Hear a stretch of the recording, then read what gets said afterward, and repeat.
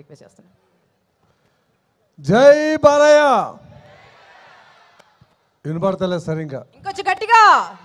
జై బాలయ్య, జై బాలయ్య, జై బాలయ్య, జై జై బాలయ్య, జై జై బాలయ్య.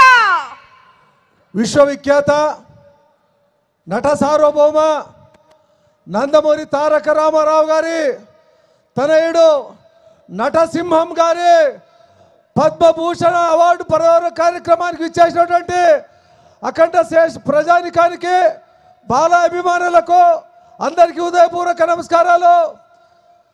అనతి కాలంలోనే తెలుగు జాతి గౌరవాన్ని, తెలుగు ప్రజల యొక్క ఆత్మగౌరవాన్ని ప్రపంచవ్యాప్తంగా చాటి చెప్పినటువంటి ఏకైక మహానుభావుడు నందమూరి తారక రామారావు గారు.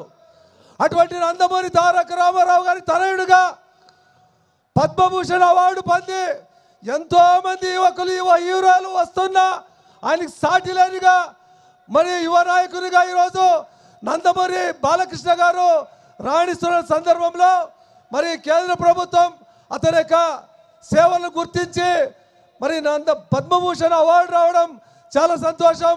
మరి మా ప్రాంత ప్రజలందరి తరఫున బాలయ్య గారికి ధన్యవాదాలు, కృతజ్ఞతలు, అభినందనలు కూడా తెలియజేస్తున్నాం. చాలా సంతోషం.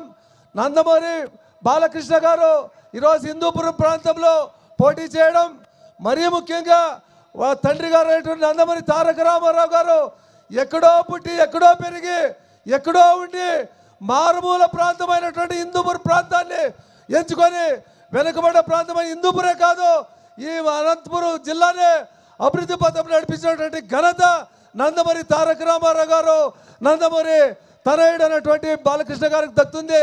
ఈరోజు ఇన్ని పరిశ్రమలు వచ్చినాయంటే, కృష్ణానది నీళ్ళు వచ్చినాయంటే, అనేకమైనటువంటి అభివృద్ధి కార్యక్రమాలు జరుగుతున్నాయంటే, ఒకానొక కాలంలో హిందూపురంలో 5 రూపాయల బిందెకు 10 రూపాయల బిందెకు నీళ్లు తాగుతున్నటువంటి దుర్భరమైనటువంటి, దౌర్భాగ్యమైనటువంటి పరిస్థితి నుంచి స్వచ్ఛంగా ఈరోజు కృష్ణా జలాల్ని తాపించినటువంటి మహానేత మరి నందమూరి బాలకృష్ణ గారు.